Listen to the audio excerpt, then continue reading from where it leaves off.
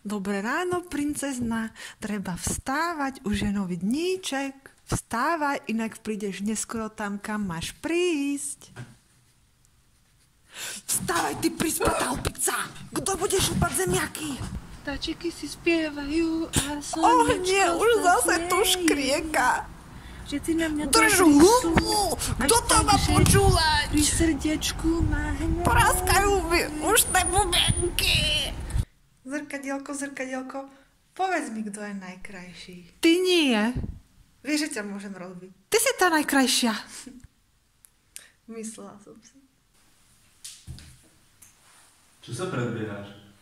Letitko.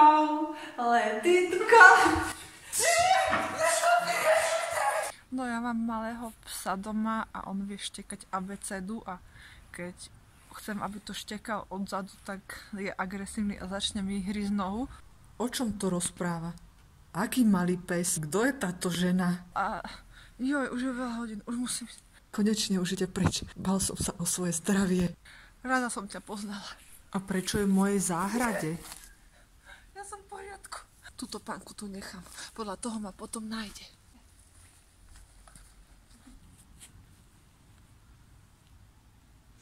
Už to je strašný smrad.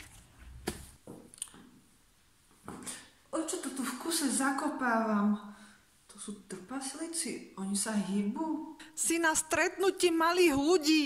Môžeš prestať do nás kopať? Ochranka, vyveďte ju! Ja som nechcela, akože to ma mrzí. Nezabudni dať like a subscribe. Daj tam ten like